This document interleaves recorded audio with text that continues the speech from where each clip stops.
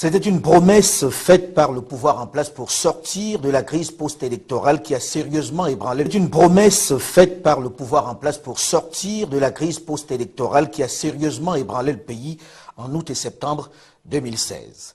Il aura duré 2 mois. Mais que retenir du dialogue politique gabonais? A-t-il apporté des réponses aux attentes des populations qui ont bruyamment et violemment manifesté leur mécontentement après les dernières élections présidentielles? Pourquoi ce silence, plus d'1 mois après la remise des conclusions du dit dialogue au président Ali Bongo Ondimba? Bonjour à tous et bienvenue dans le débat africain qui est ce dimanche à Libreville, avec sur ce plateau plusieurs invités, plusieurs acteurs de la vie politique gabonaise. D'abord le Premier ministre Franck-Emmanuel Izosé Ngondé, le chef du gouvernement, mais aussi coprésident du dialogue national pour le compte de la majorité. Bonjour, monsieur le Premier ministre. Bonjour, monsieur Foucault. Merci d'être là. Je vous en prie. Notre second invité est René Demezo Obiang, président du parti Démocratie Nouvelle, ancien coordonnateur de la campagne du candidat Jean Ping. Il était également coprésident pour le compte de l'opposition du dialogue politique national. Bonjour, monsieur René Demezo Obiang. Bonjour, monsieur Foucault.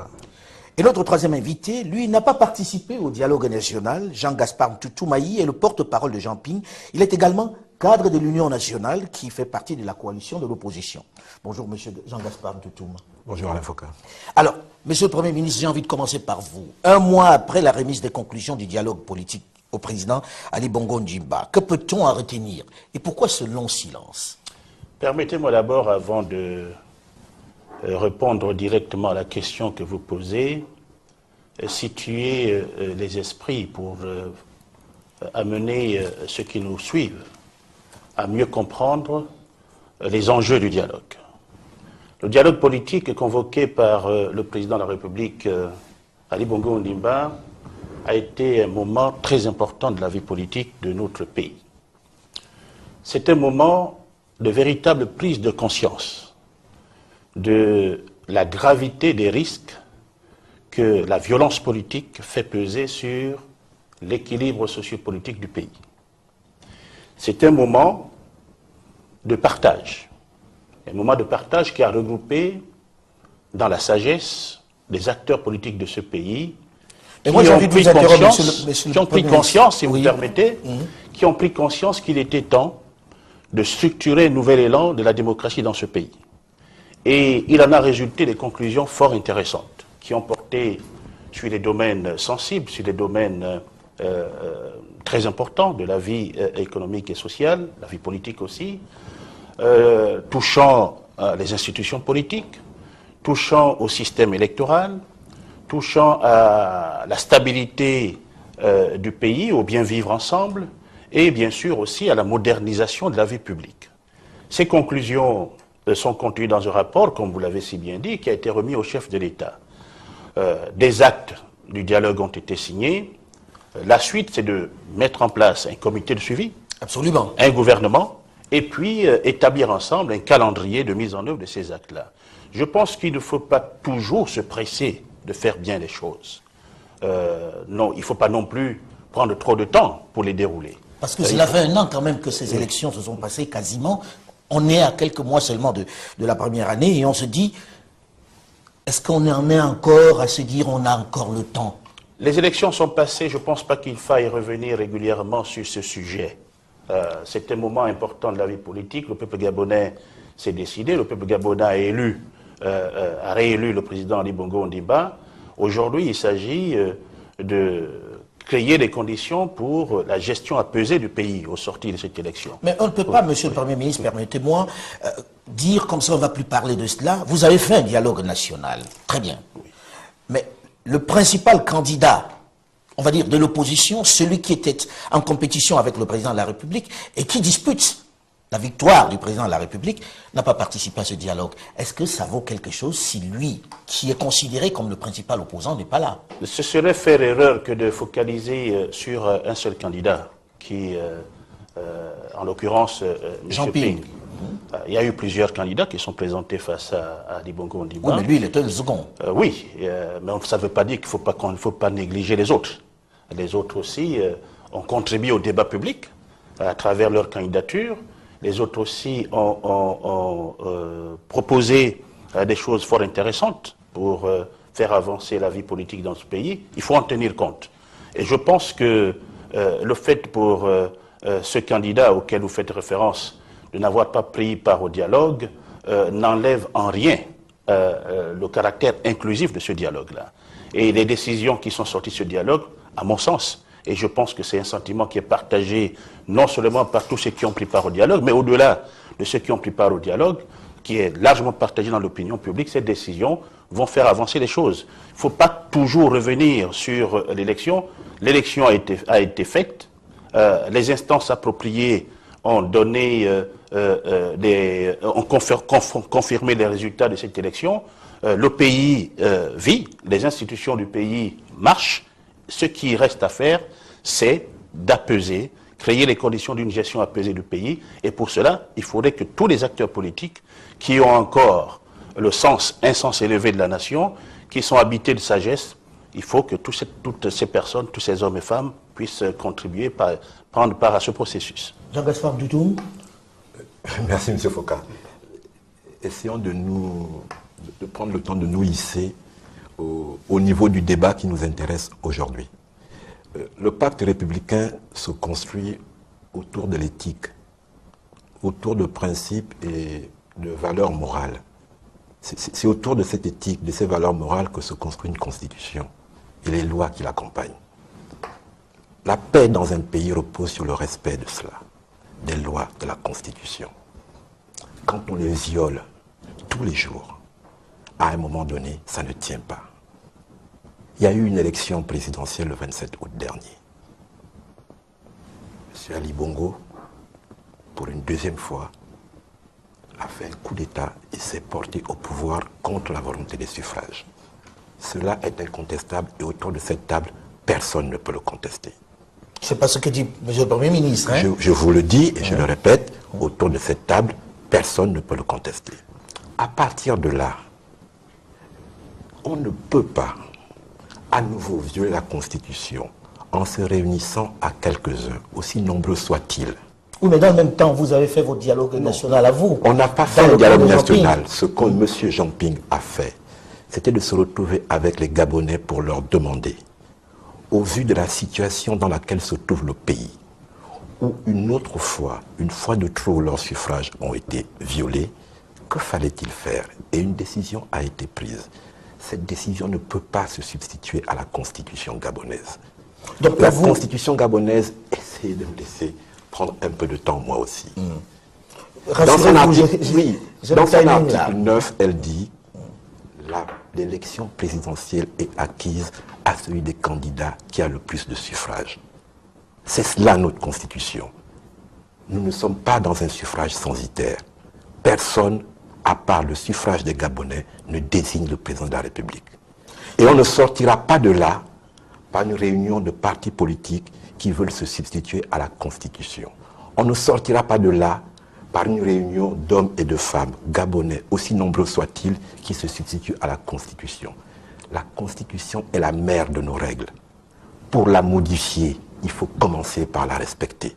Si on ne fait pas cela... Donc pour vous, j'ai envie de vous interrompre parce que le temps de parole, ne vous en faites pas, j'y veille très sérieusement. Oui. J'ai envie de dire, pour vous aujourd'hui, ce dialogue national ne signifie rien. Pour moi, aujourd'hui, ce dialogue national est une réunion entre acteurs politiques qui ont regardé de leur point de vue la situation politique de notre pays. Oui, mais dans votre cas, qu'est-ce qu'on fait? Dans notre cas, à nous revenons à l'essentiel et nous disons à nos compatriotes, regardez votre pays, regardons notre pays en face. On ne dialogue pas. Les Gabonais n'ont pas l'intention de laisser leur avenir être une perpétuation de coup d'État. Ce n'est pas possible. Et ceux qui croient le contraire, je leur dis droit dans les yeux, ça ne marchera pas. Vous vous trompez, ça ne marchera pas. Sur René Ndebezo, bien, vous étiez dans le camp de Jean-Ping, justement, vous étiez l'un des coordonnateurs de cette campagne-là. Vous avez participé à ce dialogue politique. Qu'est-ce qui fait que vous participiez à ce dialogue politique? C'est une défection? Vous partez de l'autre camp? Ou c'est l'appel du pouvoir? Ce n'est ni l'un ni l'autre. Ce que je dois dire, je n'étais pas l'un des coordonnateurs, j'étais le coordonnateur. J'étais le directeur de campagne de M. Jean-Ping. Et comme on le dit généralement, j'ai mouillé le maillot. lorsque les résultats des élections ont été annoncés par le ministre de l'Intérieur, j'étais à la tête de la marche de protestation contre l'annonce des résultats à ce moment-là, qui nous a conduits jusqu'à la RTG. Par la suite, la radio-télévision gabonaise. Par la suite, le candidat Jean Ping et moi, qui étais son directeur de campagne, a déposé un recours devant la Cour constitutionnelle. Je suis un républicain, c'est-à-dire que je pense que les institutions de la République, elles sont certainement à parfaire, mais en attendant qu'elles soient parfaites, ce sont les institutions qui existent qui sont là. L'institution qui régit les élections dans notre pays aujourd'hui, nous parlons en 2017, en 2016, en 2017, c'est la Cour constitutionnelle. À partir du moment où l'on introduit un recours auprès de la Cour constitutionnelle, une fois que cette Cour rend sa décision, et lorsqu'on introduit ce recours, on sait que les décisions de la Cour constitutionnelle sont non susceptibles de recours, à partir de ce moment-là, on doit considérer en tant que républicain que l'élection présidentielle est terminée. Et j'ai fait cette analyse, je me suis rapproché de M. Jean Ping, parce que je ne suis pas de ceux qui tirent dans le dos.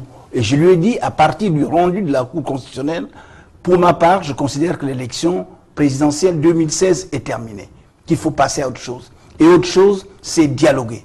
Parce qu'au-delà d'une élection, il y a l'avenir du pays. L'avenir du pays ne s'arrête pas à un scrutin électoral. Voilà pourquoi j'ai accepté d'aller au dialogue proposé par M. Ali Bongo Ndimba, parce que c'est le président proclamé élu. Et il faut que le pays avance. Et nous sortons de ce dialogue. Ce qui intéresse les Gabonais aujourd'hui, ce n'est pas de refaire l'élection présidentielle d'août 2016, qui ne peut pas de toute façon être refaite. C'est d'introduire des réformes qui permettent d'espérer que les élections à venir puissent être mieux organisées que celles passées. Et je pense que dans les réformes qui ont été faites au cours du dialogue qui a eu lieu à Ngondje pendant près de 2 mois, il y a des avancées très importantes, j'espère qu'on pourra y arriver. Justement, on va parler maintenant, puisque c'était ça le sujet. Voilà, le sujet est celui-là. Donc il ne s'agit pas de défection. Et je dis, j'ai du respect pour tous ceux qui ont été candidats à l'élection présidentielle, à commencer par M. Jean Ping et tous les autres candidats. Mais la vie politique gabonaise ne s'arrête pas à eux. Dès lors qu'il y a un forum qui permet de revoir le fonctionnement de nos institutions, d'améliorer les conditions de déroulement de nos élections, c'est une question qui va au-delà des personnes physiques de tel ou tel candidat qui intéresse l'ensemble de la nation. Et les décisions qui sont prises au niveau de ces réunions, dès lors qu'elles vont être traduites en termes de loi, dès lors que ça deviendra des lois, ça s'impose à tout le monde. Donc la question n'est pas de savoir si ce sont les partis politiques qui étaient réunis ou si c'est tel ou tel acteur, mais par la suite, lorsque ça deviendra des lois, lorsque ça deviendra des règlements, des décrets, ça s'impose à tout le monde. La loi, aujourd'hui, très concrètement, c'est la loi. Très concrètement, M. Demezo, vous avez assisté à ce dialogue politique, vous étiez co-président pour l'opposition. Que peut-on véritablement en garder? Qu'est-ce qui en est sorti pendant les 2 mois qui puisse aujourd'hui satisfaire tout le monde et ramener tout le monde autour d'une table, puisque pour l'instant, le camping n'est pas autour de cette table-là et regarde ce dialogue de l'extérieur. Qu'est-ce qui peut les séduire pour qu'ils reviennent à une table de négociation, à une table de dialogue? Écoutez, au cours d'une émission aussi brève que celle-là, il est difficile de résumer des débats. On va aller à l'essentiel. Mais je pense qu'il y a des points fondamentaux. Prenons d'abord ce qui a été, je dirais, la motivation première qui a amené à ce dialogue, puisque c'est un dialogue qui arrive à l'issue d'une longue crise post-électorale. Et donc, l'une des questions au centre, c'est d'améliorer le déroulement des élections dans notre pays. Et je pense que dans ce domaine des réformes électorales, il y a eu beaucoup d'avancées. Première avancée, au cours du dialogue, on est revenu sur le mode de scrutin. On est revenu à un mode de scrutin à 2 tours pour les élections uninominales, c'est-à-dire pour les élections législatives, pour les élections présidentielles. C'est important pour ceux qui sont des démocrates et qui se battent pour qu'il y ait une alternance démocratique. Parce que quand j'observe le déroulement des alternances en Afrique, elles ont bénéficié de ce mode de scrutin. Il est extrêmement difficile en général pour l'opposition de parvenir à gagner des élections sans disposer de ce mode de scrutin qui permet au deuxième tour des élections de procéder à une mobilisation la plus large possible pour les partisans de changement. Voilà une élection à 2 tours. Il y a une avancée extrêmement importante sur l'organisation même des élections. C'est-à-dire que les responsabilités du ministère de l'Intérieur et du nouvel organisme chargé de l'organisation des élections qui va devenir le centre gabonais des élections et qui se substitue à la CENAP, c'est une quasi-révolution. C'est-à-dire que le ministère de l'Intérieur va s'occuper de tout ce qui est tâches préélectorales, confection des cartes d'électeurs, inscription des électeurs sur les listes électorales, transport du matériel électoral, mais l'organisation à proprement parler des élections va revenir ce qui existe dans la plupart des pays. L'organisation des élections... Alors on va s'arrêter à ces deux premiers éléments qui touchent directement l'organisation des élections. Là, il n'y a pas de limitation de mandat. Sur la question, pas de limitation de mandat.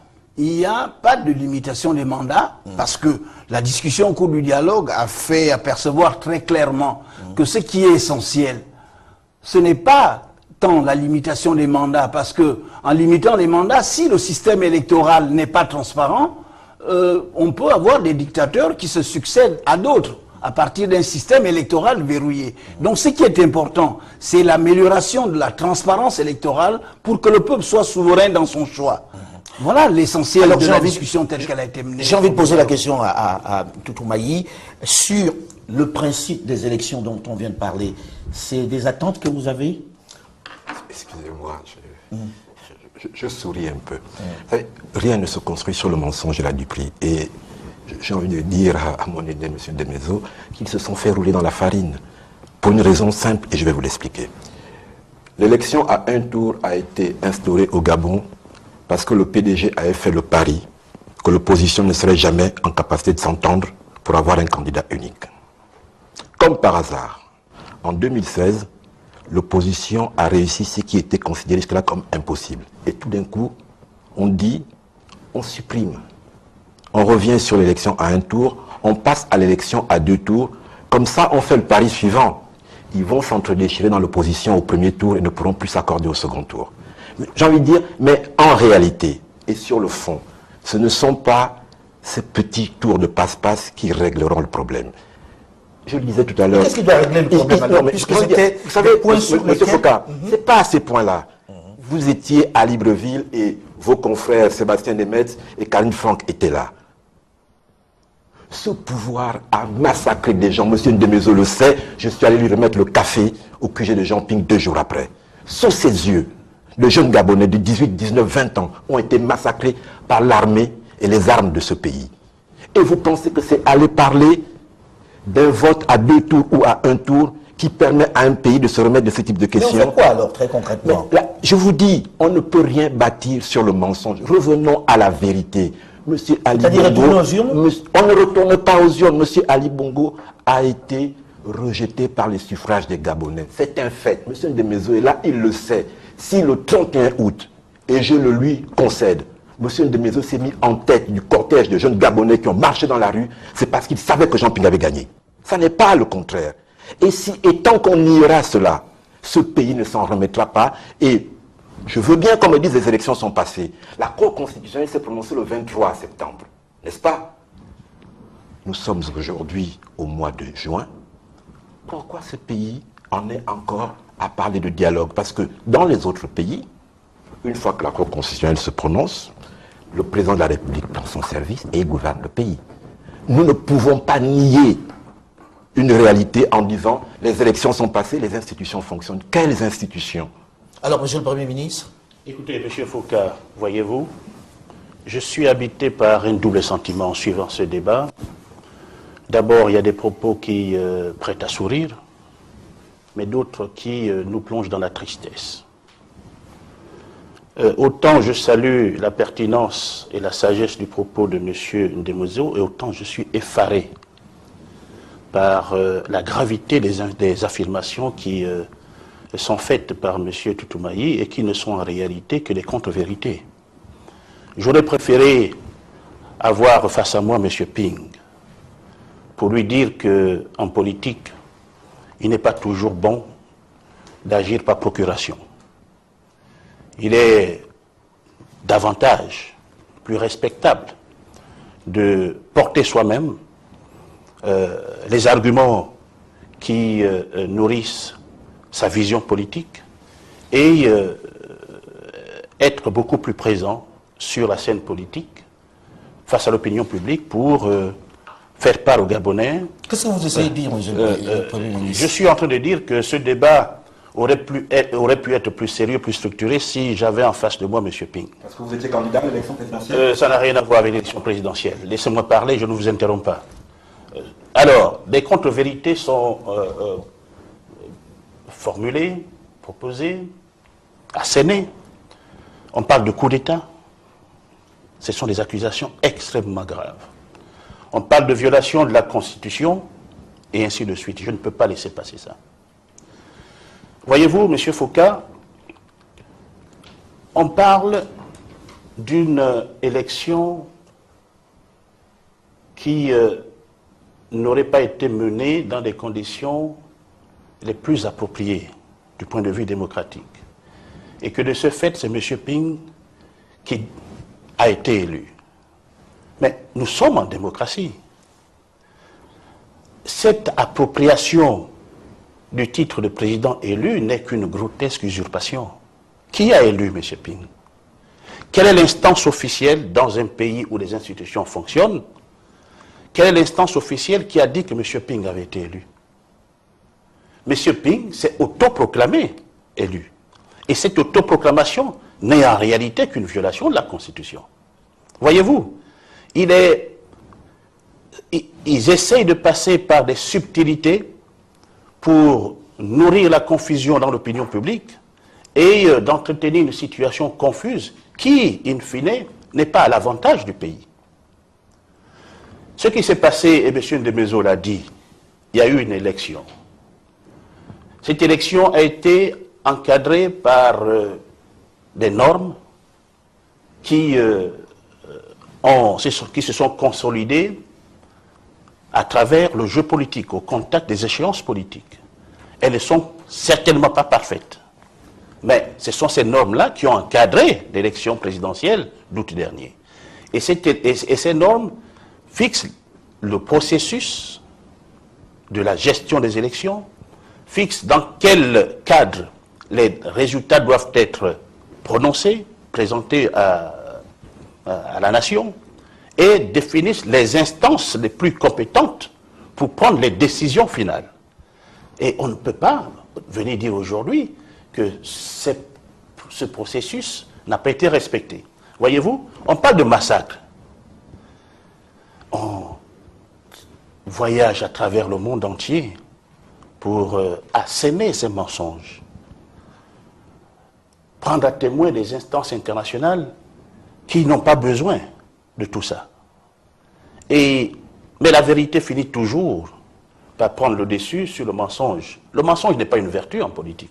Alors, donc, tout ça c'est pour vous dire que je pense que si nous voulons entretenir l'opinion publique nationale et internationale de façon intelligente sur l'évolution de la situation politique au Gabon, il faudrait que nous saisissions les sujets les plus pertinents. L'élection présidentielle au Gabon s'est déroulée l'année dernière. Elle a connu des situations interprétées de façon diverse, mais toujours est-il que les résultats tels qu'ils ont été proclamés par la Constitution s'imposent à l'ensemble du pays et s'imposent à la communauté internationale.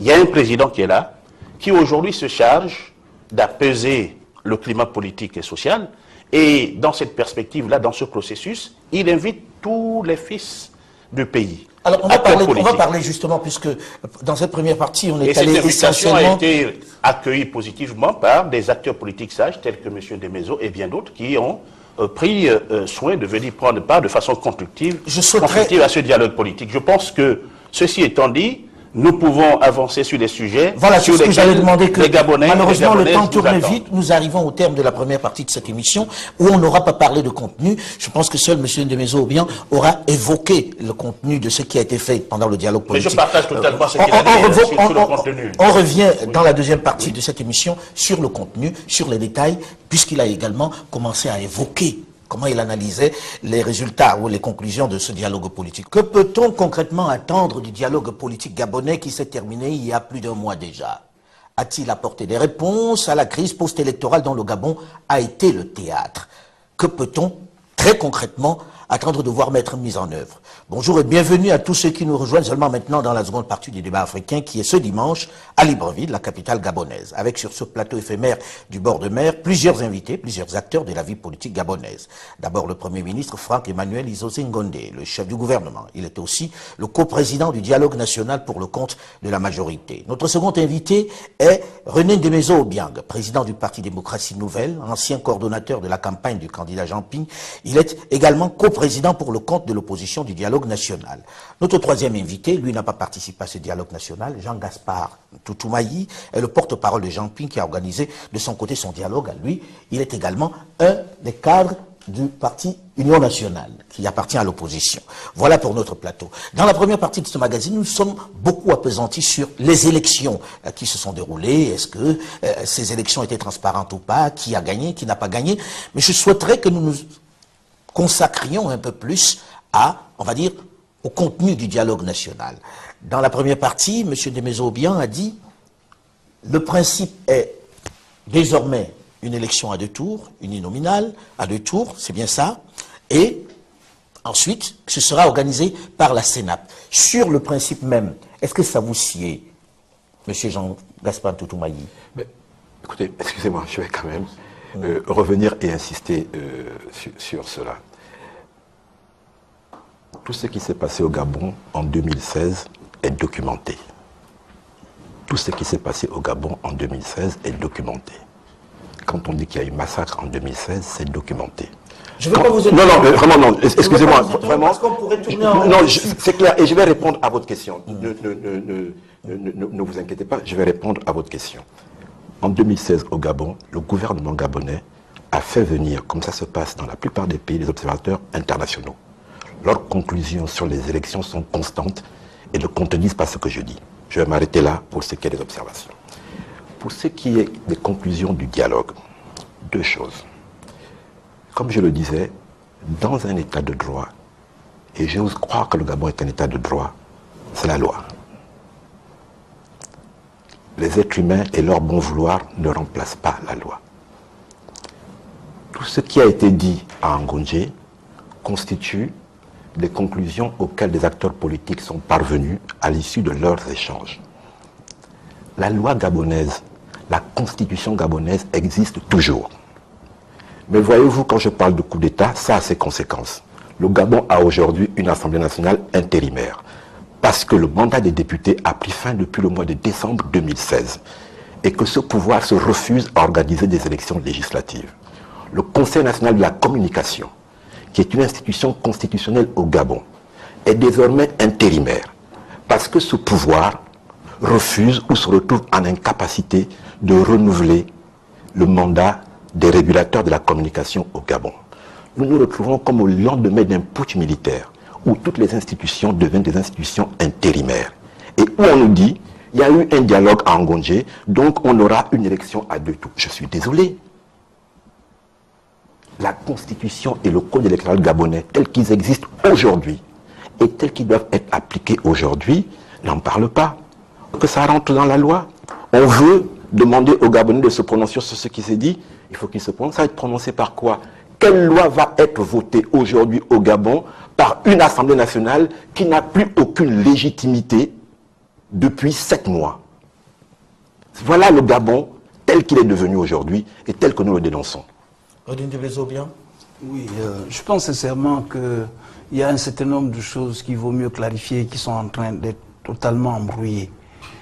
Premièrement, sur la question de savoir si le retour au mode de scrutin uninominal à 2 tours pour les élections législatives et présidentielles, c'est une bonne réforme, une mauvaise réforme. Il faut prendre une position claire. On ne peut pas dire que ça a été une entourloupe. Cette disposition existait dans la constitution gabonaise. Et puis elle a été modifiée. On est allé aux élections à un seul tour. On est revenu aux élections en 2 tours. Il faut que chaque Gabonaise et chaque Gabonais se prononce clairement si cette réforme qui a été adoptée consensuellement en Ngongé est une bonne réforme ou une mauvaise réforme. On ne peut pas tourner en rond là-dessus. Pour ma part, je pense que c'est une très bonne réforme. Et j'expliquais pourquoi. Parce que dans l'ensemble des pays où il y a eu des alternances démocratiques, c'est ce mode de scrutin qui a facilité ces alternances. J'ai parlé de l'organisation des élections. Le Centre gabonais des élections qui va être institué est une quasi-révolution par rapport à l'ancienne CENAP, puisque le gouvernement, par le biais du ministre de l'Intérieur, va uniquement conserver les tâches préélectorales, mais l'organisation proprement des élections. Et un point qui a fait couler beaucoup d'encre dans ce pays, l'annonce des résultats des élections par les préfets, les gouverneurs, le ministre de l'Intérieur et les ambassadeurs lorsqu'il s'agit des élections présidentielles, ça a été supprimé. Le président du Centre gabonais des élections, sur un modèle dont on est inspiré dans beaucoup de pays africains, tel le Ghana, qui connaît des transitions démocratiques, il va être élu sur la base d'un appel à candidature. Il ne sera pas, comme c'était le cas précédemment, nommé par la Cour constitutionnelle. Ce sont des réformes importantes. La Cour constitutionnelle elle-même, mais il met en cause la validité de ces réformes. J'y viens. La validité de ces réformes, effectivement, s'agissant du domaine de ce qui concerne la loi, les révisions qui touchent à la Constitution. Il y a deux façons de réviser la Constitution dans notre pays, où on passe par voie référendaire, ou on passe par la voie parlementaire. La voie parlementaire, ça veut dire que le gouvernement, le nouveau gouvernement, il sera en place, il va concevoir un projet de loi qui va aller au Parlement, qui va être discuté. Oui, mais lorsqu'on nous dit que le Parlement est intérimaire aujourd'hui... Le Parlement est intérimaire, mais le Parlement a eu son mandat prolongé par l'institution qui a le droit de prolonger, c'est-à-dire la Cour constitutionnelle. C'est une prérogative de la Constitution pour résoudre cette difficulté. Donc il n'y a pas un vide juridique en ce moment dans notre pays. Il y a un Parlement qui siège, il y a une Assemblée nationale qui siège sur la base d'une prolongation de mandat par la Cour constitutionnelle. Monsieur Jean-Gaspard Toutoumai dit que le gouvernement ne veut pas organiser les élections. Je souris presque. Si, au sein de l'opposition, nous sommes tombés d'accord sur le fait que la transparence n'est pas tout à fait de mise à l'heure actuelle, à moins qu'on me dise le contraire, maintenant que la transparence est parfaite, il n'y a plus de réforme électorale dans ce domaine-là à faire. Mais sinon, si les conditions de transparence ne sont pas réunies, il est tout à fait naturel qu'on mette d'abord en œuvre les réformes qui permettent d'améliorer cette transparence avant d'envisager une nouvelle élection. Sinon, je ne vois pas qu'est-ce qu'une nouvelle élection apporterait si des modifications substantielles ne sont pas apportées dans le mode d'organisation des élections. À moins de dire finalement que ce mode d'organisation des élections est parfait, et auquel cas les critiques qui ont été adressées au gouvernement auparavant deviennent désuètes. Donc je pense qu'il y a eu, en résumé, des réformes très très importantes. La question qui est à l'ordre du jour maintenant, c'est que le président de la République, qui a initié ce dialogue et à qui les conclusions ont été remises, doit prendre les décisions qui sont nécessaires. C'est-à-dire mettre en place, entériner la mise en place d'un comité de suivi. Avant d'arriver à la mise en œuvre de cela, y avait-il d'autres détails dans cette, enfin d'autres conclusions dans ce dialogue qui méritent que l'on l'évoque? On a parlé de la Cour constitutionnelle. L'une des institutions qui a été critiquée pendant ces élections, c'était la Cour constitutionnelle. Oui. Y a-t-il eu des changements dans ce sens? La Cour constitutionnelle a connu des modifications nombreuses et importantes. Quelles sont les modifications, Monsieur le Premier ministre? Là, je donne la première pour le dire. D'abord, je voudrais dire que je partage pleinement ce que vient de dire Monsieur Demezo pour donner à ceux qui nous écoutent et à ceux qui nous suivent les éléments d'appréciation des conclusions du dialogue. L'objectif global recherché était d'élever le niveau de transparence dans la gestion politique de notre pays et particulièrement dans la gestion des processus électoraux. Je pense que tout ce qui a été pris comme conclusion s'agissant du système électoral, s'agissant des institutions, de la marche même des institutions, et concourt à cet objectif-là. Je viens, la Cour constitutionnelle a été également examinée et au travers des conclusions auxquelles nous sommes parvenus, elle va connaître un changement notoire. Lesquels? D'abord le mandat. Les juges de la Cour constitutionnelle auront dorénavant, si dès lors que cette réforme sera traduite en termes de loi, en termes de dispositions constitutionnelles, les juges de la Cour constitutionnelle auront maintenant un mandat de 9 ans non renouvelable. Et deuxièmement... Jusque-là, c'était de combien de temps? C'était un mandat, mais surtout, le point fort, c'est qu'il pouvait être renouvelable indéfiniment. Donc, 9 ans non renouvelables. Ce qui renforce non seulement l'autonomie du juge, dès lors qu'il est élu, il sait qu'il aura passé 9 ans, donc n'aura plus une relation d'obligation vis-à-vis d'une quelconque autorité nominative. Et ça, c'est important à souligner. Mais il faudrait que... vous voyez, M. Foucault, je ne peux pas laisser passer comme ça des contre-vérités qui sont assénées ça et là. On nous a dit que les institutions aujourd'hui ne sont pas légitimes, l'Assemblée et j'en passe. Mais je suis assez surpris de voir chez certains hommes politiques gabonais une méconnaissance du fonctionnement des institutions. On oublie que la Constitution gabonaise confère à la Cour constitutionnelle un rôle de régulateur des institutions. Lorsque les situations politiques et sociales surviennent et peuvent affecter le fonctionnement régulier des institutions, la Cour constitutionnelle peut être saisie pour apprécier le fonctionnement régulier de ces institutions, soit proroger les mandats, soit prendre des décisions contraires, et ainsi de suite. Et c'est ce qui s'est fait. C'est ce qui se fait. L'Assemblée actuelle a vu son mandat être prorogé jusqu'au mois de juillet. Jusqu'au mois de juillet. Et 2018 ou 2017? Non, 2017, nous sommes en 2017. Oui, mais dans le même temps, on n'aura pas organisé des élections en 2017. Mais voyez-vous, mais écoutez, vous, M. Ndemezo l'a dit tout à l'heure, ceux comme Toutoumai qui ont décrié ou contesté le jeu électoral de l'année dernière, c'est basé sur quoi? Sur le manque de transparence. L'une des principales revendications, c'était de changer le dispositif institutionnel réglementaire entourant le processus électoral. On ne peut pas faire des réformes et puis ne pas vouloir que ces réformes soient appliquées.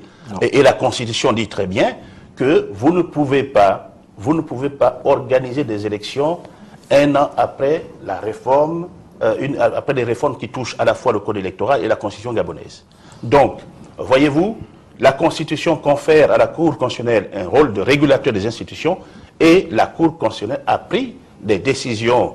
J'ai envie de vous bousculer un peu parce que là on tourne un peu et le temps tourne beaucoup plus vite que nous. Je confirme la légitimité de l'Assemblée nationale actuelle et je confirme la légitimité des institutions actuelles. Je pense que les choses fonctionnent conformément à la loi et conformément à la Constitution. Alors je vais être un peu dirigiste sur ce coup-là. Jean-Gaspard Toutoumai, aujourd'hui avec les réformes faites, si demain on devait organiser les élections, y participeriez-vous? M. Foucault. S'il vous plaît. Oui, je vous remercie. J'ai deux contradicteurs, vous me donnerez donc un peu de temps. Rassurez-vous, je ne fais que Merci. ça. Il y a une chose simple. Et ce n'est pas deux contradicteurs, ils sont dans deux camps différents. Je fais un partage de parole équitable. Je vous remercie. Ce sont les rapports auxquels nous sommes habitués. Voilà. Mais vous savez, je vais dire à M. Issouzé la chose suivante. Ce que dit la Constitution, c'est qu'on ne touche pas à la loi électorale l'année qui précède les élections et pas l'inverse. Quand on accomplit ça, on comprend que ce qui se passe en ce moment au Gabon est dangereux. Oui, mais dans le même temps, j'ai envie de vous dire, on va continuer. Et puis c'est pas exactement avec les textes oui, je vais vous dire une chose. Deuxième chose. C'est une lecture particulière de la disposition. Je vais vous dire une chose. Demandez à vos conseillers juridiques. Ce n'est pas comme ça qu'elle est libellée, je l'ai bien lu. La deuxième chose, ce qui s'est passé en 2016, ce n'est pas la loi électorale qui a empêché à M. Ali Bongo, ou du moins qui a permis à M. Ali Bongo de faire un coup d'État. Ce n'est pas la loi électorale. Ce sont les femmes et les hommes auxquels on a confié la gestion des institutions qui ont manqué à leurs obligations. Donc on aura beau changer toutes les lois. Dès lors que M. Ali Bongo voudra s'imposer au pouvoir par la force, il y parviendra. Aucune loi n'est parfaite. On peut toujours, à la marge, modifier. Le monde entier est en train de sourire quand il entend les Gabonais vouloir prétendre que c'est parce qu'on aura changé Sénat en je ne sais quoi, ou parce qu'on aura changé le mode de scrutin, que ce qui s'est passé au Gabon en 2009 et s'est reproduit en 2016 ne se reproduira plus. Oui, mais dans le même temps, vous étiez dans le même camp. Et vous avez quelqu'un qui vous dit, non, c'est ce que nous reprochions voilà au système. Non, voilà pourquoi je disais tout à l'heure à M. Ndemezo qu'ils se sont fait rouler dans la farine. Parce que, très honnêtement, ce qui s'est passé, c'est-à-dire que nous n'en attendions rien. Parce que nous pensons que ce n'était pas le sujet. Mais, imaginons que ce soit le sujet. Vraiment, je le redis avec beaucoup de peine. Tout ça pour ça. Donc, tout ça pour ça. Qu'est-ce qu'on fait aujourd'hui? Si je vous écoute. C'est passé ça. Ce qui s'est passé en 2016, c'est qu'un des candidats à la présidentielle, s'est autoproclamé président. On va pas. N'avez-vous pas l'impression qu'on tourne un peu en rond? Non, on ne tourne pas en rond. On est au fond du problème. Non, on tourne un peu en rond. On veut l'éviter justement en mettant sur la table des artifices qui ne trompent personne. Donc si on organisait des élections aujourd'hui avec les textes arrêtés lors du dialogue national, y participeriez-vous, oui ou non? La question est la suivante. De quelle élection vous parlez? Législative. Législative.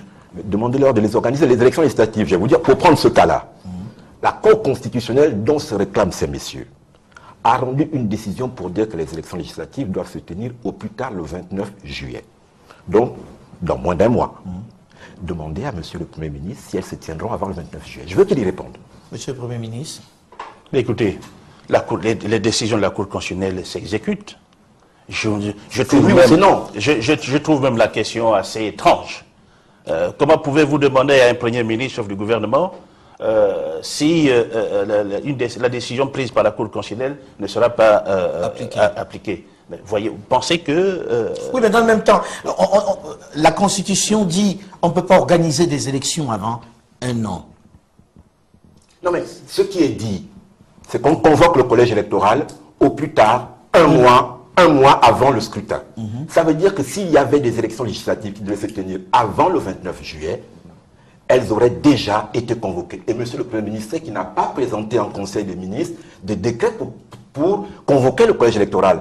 Nous sommes là, en train de d'aller vers une situation de fait où, soyez honnêtes au moins avec vos concitoyens. Nous ne pouvons pas en même temps engager la classe politique dans sa diversité, dans un processus de réforme fondamentale, prendre des conclusions qui peuvent faire avancer le système institutionnel, prendre des décisions pour améliorer le niveau de transparence du jeu électoral, demander l'application ou la mise en œuvre de ces réformes et organiser les élections sur la base du système qui est décrié. Voyez-vous? Vous voyez un peu... Monsieur Foucault, l'obligation faite à chaque Gabonais, je m'excuse, l'obligation faite à chaque Gabonais, à chaque responsable Gabonais, c'est de respecter la Constitution dans les décisions qu'il prend. Là, monsieur Issoza est en train de me dire, nous allons violer la Constitution parce que... C'est pas ce que je dis. C'est ce qui va se faire. C'est ce qui va se faire. C'est à cela que nous sommes habitués. Non, c'est ça la réalité. Vous ne pouvez pas le nier. Monsieur Foucault, je reviens pour dire qu'il faut que nous remettions en ordre un certain nombre de choses qui sont simples. La Cour constitutionnelle a, constatant que les élections législatives n'ont pas pu être organisées à la fin normale du mandat des députés actuels, ce qui aurait dû être fait donc en décembre de l'année dernière, elle a apprécié cette situation et elle a fait une prolongation pour dire que ces élections puissent être organisées, doivent être organisées en juillet 2017. Simplement, entre-temps, la roue a continué à tourner. Lorsque la Cour constitutionnelle avait fait cette annonce, le dialogue dont nous sortons n'était pas encore convoqué et n'avait pas eu lieu. Ce dialogue s'est tenu entre-temps. Donc ce dialogue a créé une nouvelle situation politique dans le pays. C'est une situation politique, ce dialogue. Mais est-ce qu'on peut avoir un délai à partir de ce moment-là, législative? À partir de ce moment-là, moi je suis respectueux de la Constitution. Cette discussion, nous l'avons eue au cours du dialogue. Dire alors, est-ce que les élections pourront avoir lieu législatives au mois de juillet et qui vient? Nous avons dit que les acteurs politiques qui étaient là présents n'ont pas compétence à fixer le délai.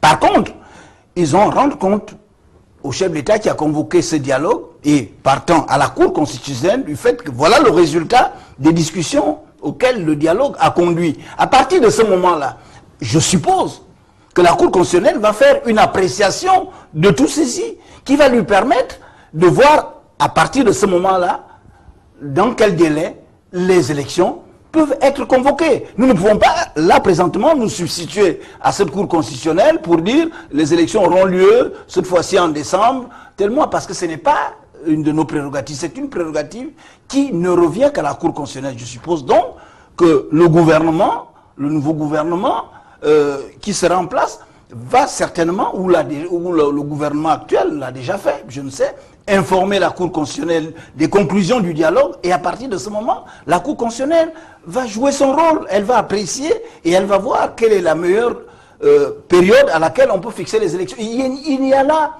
aucune violation de la Constitution. Je pense qu'il faut qu'on soit très clair là-dessus. Donc, l'opposition gabonaise, ces dernières années, s'est toujours plainte du fait que les textes électoraux, je découvre ici qu'on semble dire que les textes électoraux ne poseraient plus problème. Et ce sont seulement les individus qui posent problème quant à l'application. C'est une découverte. Je pense que nous avons toujours milité pour dire que les textes sont à perfectionner.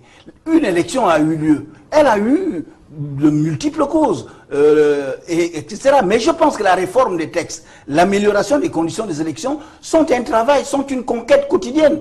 Aucune opposition démocratique ne peut renoncer à le faire en disant que les textes sont déjà plus ou moins parfaits. Ces textes quels sont les mouvements, Monsieur le Premier ministre, quels sont les mouvements qui ont adhéré à ce dialogue national? Écoutez, je ne peux pas vous donner une liste exhaustive des partis politiques qui ont participer au dialogue, aussi bien dans la phase des consultations, dans la phase préparatoire, que dans la phase opérationnelle. C'est plus d'une cinquantaine de partis politiques. Voyez-vous, ça montre la profondeur de la diversité de la participation de la classe politique à ce dialogue. Je voudrais revenir sur deux choses avant de continuer. Rapidement, les conclusions du dialogue vont entraîner des modifications substantielles touchant à la fois la Constitution, plusieurs dispositions constitutionnelles vont être modifiées, l'élection du président de la République, la Cour constitutionnelle et d'autres institutions qui sont consacrées par la Constitution. La loi électorale va être modifiée. La configuration du Parlement va être modifiée en termes du nombre des députés, en termes de circonscription électorale. Voyez-vous, ce sont des modifications, des changements qu'il serait important de traduire dans l'ordonnancement juridique national avant d'organiser quoi que ce soit. Et, comme l'a dit M. Demezo, c'est à la Cour constitutionnelle d'apprécier. Bien, alors nous arrivons malheureusement au terme de l'émission, donc on a 1 minute pour essayer quand même de se dire comment on fait que les Gabonais se parlent de façon définitive. Est-ce que c'est envisageable un 3e dialogue? Parce qu'il y a quelqu'un qui a demandé un autre dialogue. M. Demezo? Écoutez, moi, ma position là-dessus est très claire. Le dialogue, les discussions entre Gabonais, ça doit être constant. Ça doit être permanent. Et donc, à tout moment, les Gabonais ont besoin de se parler. Je profite vraiment de la question que vous posez pour revenir sur un point sur lequel M. Jean-Gaspard Toutoumai est constamment revenu. Non, je ne me suis pas fait rouler. On ne s'est pas fait rouler du tout. Simplement, il y a une différence fondamentale. Et je le dis, parce que c'est un jeune frère que je respecte beaucoup et pour qui j'ai beaucoup de considération. Il faut avoir la capacité de savoir lire les événements au fur et à mesure qu'ils se déroulent. Lorsque j'ai dirigé la marche à l'issue de l'élection présidentielle, la Cour constitutionnelle ne s'était pas encore réunie pour rendre le verdict des élections. C'était les protestations à l'issue de l'annonce des résultats par le ministre de l'Intérieur. Par la suite, un autre moment a été la proclamation des élections. Je suis obligé de vous interrompre. Donc, juste pour dire que, à partir de ce moment-là, je pense que le plus important aujourd'hui, c'est que des réformes ont été faites, elles sont importantes, il faut qu'elles soient mises en œuvre, et pour cela, il faut, je pense, et le peuple attend cela, que le comité de suivi des actes du dialogue soit mis en place, qu'une gouvernance soit formée et que nous regardions vers l'avenir. Nous ne pouvons pas passer le temps à regarder indéfiniment vers le passé. Certes, le passé, il faut toujours le regarder, mais il faut le regarder avec la perspective de construire. Vous réclamez un autre dialogue, M. Toutoumaï? Je ne réclame pas un autre dialogue, Bien. M. Foucault. Je ne réclame pas un autre dialogue. Bien. Ou alors c'est moi qui ai le mot de la fin ou c'est M. Issoze qui a le mot de la fin. Là, vous avez tellement été long que là, je suis obligé de garder le mot de la fin. Oui, je suis quand même obligé de vous dire juste une chose et une seule. Une chose. Que nos compatriotes qui sont en face de moi retiennent cela. On ne construit rien sur le dialogue, du moins on ne construit rien sur le mensonge. Et le mensonge insupporte les Gabonais. Qu'ils le veuillent ou non, le petit tour de passe-passe ne passera pas. Monsieur le Premier ministre, en 30 secondes, s'il vous plaît. En 30 secondes, je dirais tout simplement à M. Ping qu'il gagnerait à ne plus agir par procuration.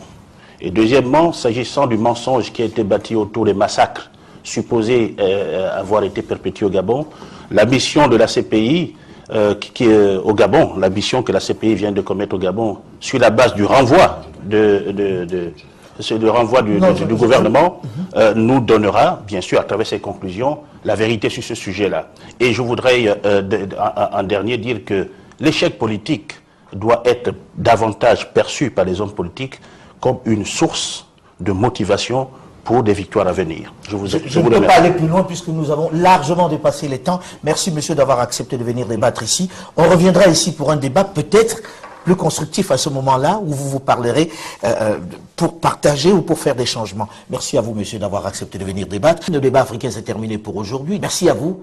À très vite. Au cours du dialogue, on est revenu sur le mode de scrutin.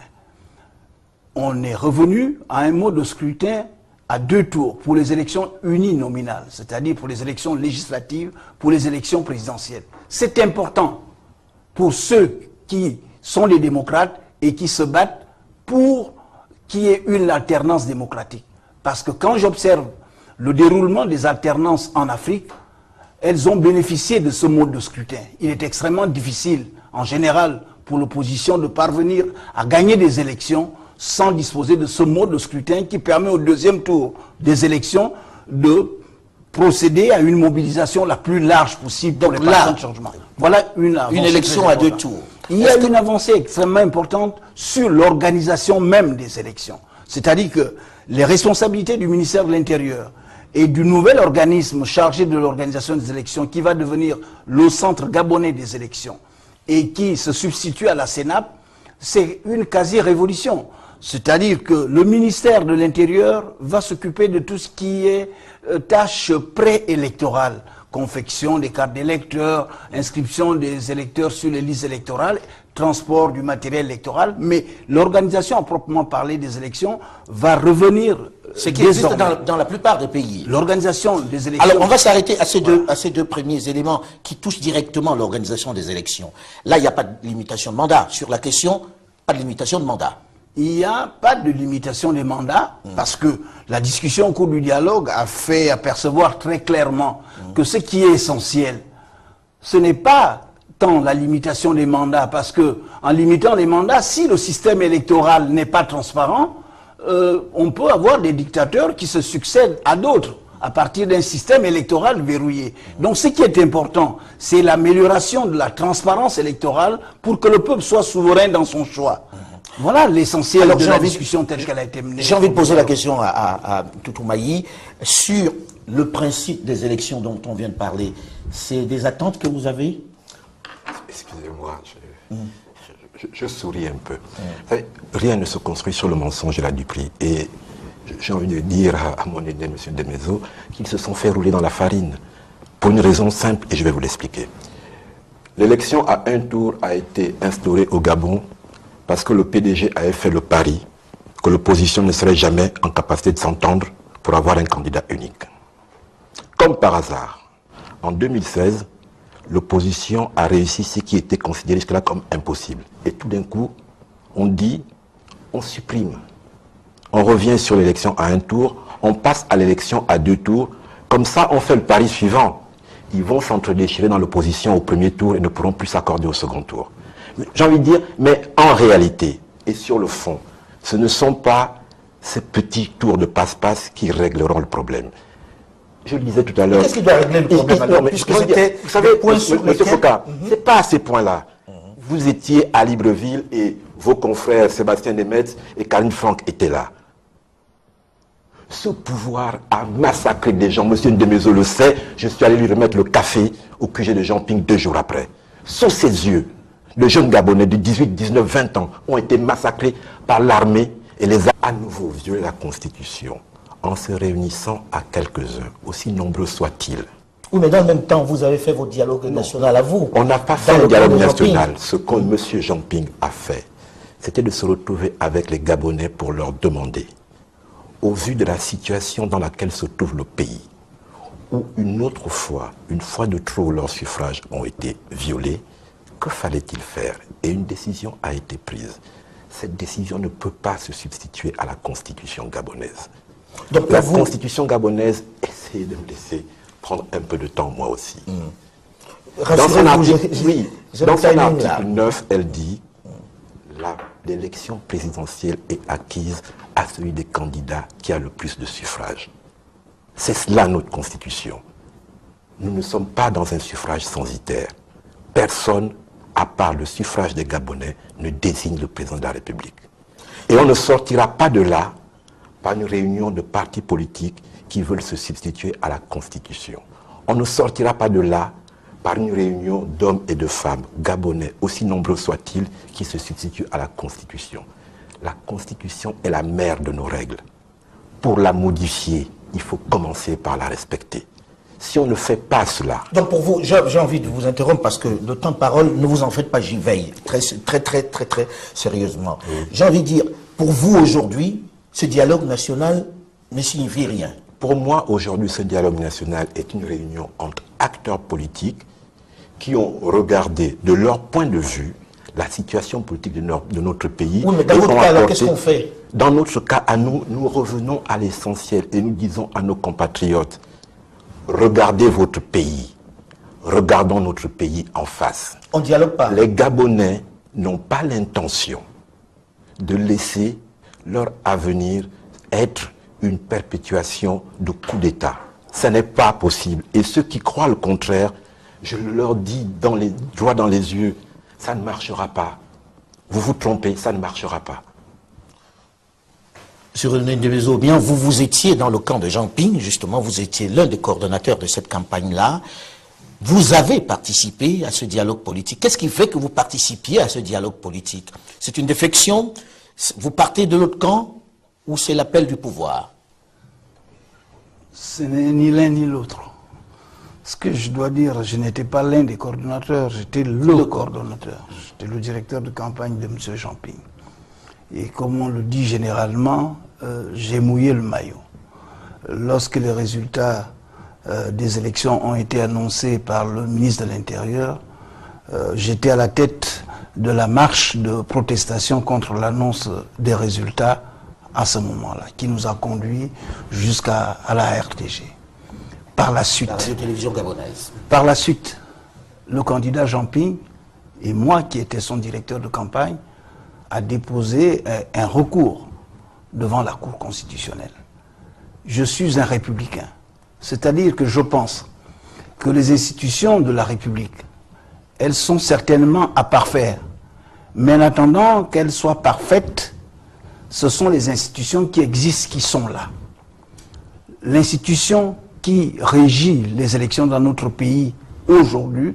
Nous avons passé quasiment, on est à quelques mois seulement de la première année et on se dit, est-ce qu'on en est encore à se dire on a encore le temps? Les élections sont passées, je ne pense pas qu'il faille revenir régulièrement sur ce sujet. C'est un moment important de la vie politique, le peuple gabonais s'est décidé, le peuple gabonais a réélu le président Ali Bongo Ondimba. Aujourd'hui, il s'agit de créer les conditions pour la gestion apaisée du pays au sortir de cette élection. Mais on ne peut pas, monsieur le Premier ministre, permettez-moi, dire comme ça on ne va plus parler de cela. Vous avez fait un dialogue national, très bien. Oui. Mais le principal candidat on va dire, de l'opposition, celui qui était en compétition avec le président de la République et qui dispute la victoire du président de la République, n'a pas participé à ce dialogue. Est-ce que ça vaut quelque chose si lui, qui est considéré comme le principal opposant, n'est pas là? Ce serait faire erreur que de focaliser sur un seul candidat, qui, en l'occurrence, M. Ping. Il y a eu plusieurs candidats qui sont présentés face à Ali Bongo Ondimba. Oui, mais lui, il était le second. Oui, mais ça ne veut pas dire qu'il ne faut pas négliger les autres. Les autres aussi ont contribué au débat public à travers leur candidature. Les autres aussi ont proposé des choses fort intéressantes pour faire avancer la vie politique dans ce pays. Il faut en tenir compte. Et je pense que le fait pour ce candidat auquel vous faites référence de n'avoir pas pris part au dialogue n'enlève en rien le caractère inclusif de ce dialogue-là. Et les décisions qui sont sorties de ce dialogue, à mon sens, et je pense que c'est un sentiment qui est partagé non seulement par tous ceux qui ont pris part au dialogue, mais au-delà de ceux qui ont pris part au dialogue, qui est largement partagé dans l'opinion publique, ces décisions vont faire avancer les choses. Il ne faut pas toujours revenir sur l'élection. L'élection a été faite, les instances appropriées ont donné, ont confirmé les résultats de cette élection. Le pays vit, les institutions du pays marchent. Ce qui reste à faire, c'est d'apaiser, créer les conditions d'une gestion apaisée du pays. Et pour cela, il faudrait que tous les acteurs politiques qui ont encore un sens élevé de la nation, qui sont habités de sagesse, il faut que toutes ces personnes, tous ces hommes et femmes puissent contribuer, prendre part à ce processus. Jean-Gaspard Doutoum. Merci, M. Foucault. Essayons de prendre le temps de nous hisser au niveau du débat qui nous intéresse aujourd'hui. Le pacte républicain se construit autour de l'éthique, autour de principes et de valeurs morales. C'est autour de cette éthique, de ces valeurs morales que se construit une constitution et les lois qui l'accompagnent. La paix dans un pays repose sur le respect de cela, des lois, de la constitution. Quand on les viole tous les jours, à un moment donné, ça ne tient pas. Il y a eu une élection présidentielle le 27 août dernier. M. Ali Bongo, pour une deuxième fois, a fait un coup d'État et s'est porté au pouvoir contre la volonté des suffrages. Cela est incontestable et autour de cette table, personne ne peut le contester. C'est pas ce que dit M. le Premier ministre. Hein? Je vous le dis et je le répète, autour de cette table, personne ne peut le contester. À partir de là, on ne peut pas. C'était une promesse faite par le pouvoir en place pour sortir de la crise post-électorale qui a sérieusement ébranlé. C'est une promesse faite par le pouvoir en place pour sortir de la crise post-électorale qui a sérieusement ébranlé le pays en août et septembre 2016. Il aura duré 2 mois. Mais que retenir du dialogue politique gabonais? A-t-il apporté des réponses aux attentes des populations qui ont bruyamment et violemment manifesté leur mécontentement après les dernières élections présidentielles? Pourquoi ce silence? Plus d'1 mois après la remise des conclusions du dialogue au président Ali Bongo Ondimba. Bonjour à tous et bienvenue dans le débat africain qui est ce dimanche à Libreville, avec sur ce plateau plusieurs invités, plusieurs acteurs de la vie politique gabonaise. D'abord le Premier ministre Franck-Emmanuel Izosé Ngondé, le chef du gouvernement, mais aussi coprésident du dialogue national pour le compte de la majorité. Bonjour, Monsieur le Premier ministre. Bonjour, Monsieur Foucault. Merci d'être là. Je vous en prie. Notre second invité est René Demezo Obiang, président du parti Démocratie Nouvelle, ancien coordonnateur de la campagne du candidat Jean Ping. Il était également coprésident pour le compte de l'opposition du dialogue politique national. Bonjour, Monsieur René Demezo Obiang. Bonjour, Monsieur Foucault. Et notre troisième invité, lui, n'a pas participé au dialogue national. Jean-Gaspard Ntoutou-Mayi est le porte-parole de Jean Ping. Il est également cadre de l'Union nationale qui fait partie de la coalition de l'opposition. Bonjour, Monsieur Jean-Gaspard Ntoutou-Mayi. Bonjour, Alain Foucault. Alors, Monsieur le Premier ministre, j'ai envie de commencer par vous. 1 mois après la remise des conclusions du dialogue politique au président Ali Bongo Ondimba, que peut-on en retenir? Et pourquoi ce long silence? Permettez-moi d'abord, avant de répondre directement à la question que vous posez, situer les esprits pour amener ceux qui nous suivent à mieux comprendre les enjeux du dialogue. Le dialogue politique convoqué par le président de la République Ali Bongo Ondimba a été un moment très important de la vie politique de notre pays. C'est un moment de véritable prise de conscience de la gravité des risques que la violence politique fait peser sur l'équilibre sociopolitique du pays. C'est un moment de partage qui a regroupé dans la sagesse des acteurs politiques de ce pays qui ont pris conscience, si vous me permettez, qui ont pris conscience qu'il était temps de structurer un nouvel élan de la démocratie dans ce pays. Et il en a résulté des conclusions fort intéressantes qui ont porté sur les domaines sensibles, sur les domaines très importants de la vie économique et sociale, la vie politique aussi, touchant les institutions politiques, touchant au système électoral, touchant à la stabilité du pays, au bien vivre ensemble, et bien sûr aussi à la modernisation de la vie publique. Ces conclusions sont contenues dans un rapport, comme vous l'avez si bien dit, qui a été remis au chef de l'État. Des actes du dialogue ont été signés. La suite, c'est de mettre en place un comité de suivi, absolument, un gouvernement, et puis établir ensemble un calendrier de mise en œuvre de ces actes-là. Je pense qu'il ne faut pas toujours se presser de faire bien les choses. Non, il ne faut pas non plus prendre trop de temps pour les dérouler. Parce que cela fait un an quand même que ces élections... Nous parlons en 2017, en 2016, en 2017, c'est la Cour constitutionnelle. À partir du moment où l'on introduit un recours auprès de la Cour constitutionnelle, une fois que cette Cour rend sa décision, et lorsqu'on introduit ce recours, on sait que les décisions de la Cour constitutionnelle sont non susceptibles de recours, à partir de ce moment-là, on doit considérer en tant que républicain que l'élection présidentielle est terminée. Et j'ai fait cette analyse, je me suis rapproché de M. Jamping, parce que je ne suis pas de ceux qui tirent dans le dos. Et je lui ai dit, à partir du rendu de la Cour constitutionnelle, pour ma part, je considère que l'élection présidentielle 2016 est terminée, qu'il faut passer à autre chose. Et autre chose, c'est dialoguer. Parce qu'au-delà d'une élection, il y a l'avenir du pays. L'avenir du pays ne s'arrête pas à un scrutin électoral. Voilà pourquoi j'ai accepté d'aller au dialogue proposé par M. Ali Bongo Ondimba, parce que c'est le président proclamé élu. Et il faut que le pays avance. Et nous sortons de ce dialogue. Ce qui intéresse les Gabonais aujourd'hui, ce n'est pas de refaire l'élection présidentielle d'août 2016, qui ne peut pas de toute façon être refaite.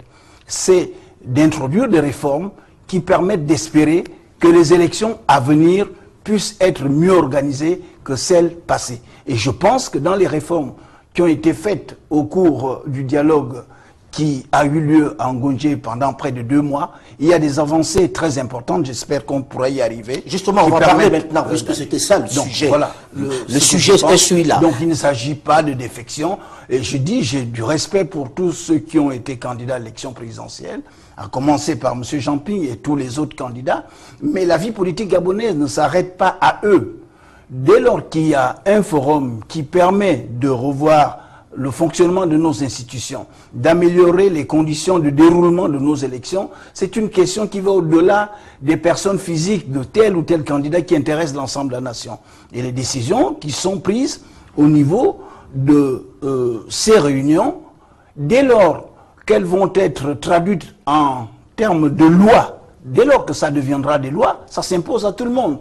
Donc la question n'est pas de savoir si ce sont les partis politiques qui étaient réunis ou si c'est tel ou tel acteur, mais par la suite, lorsque ça deviendra des lois, lorsque ça deviendra des règlements, des décrets, ça s'impose à tout le monde. La loi, aujourd'hui, très concrètement, c'est la loi. Très concrètement, M. Demezo, vous avez assisté à ce dialogue politique, vous étiez coprésident pour l'opposition.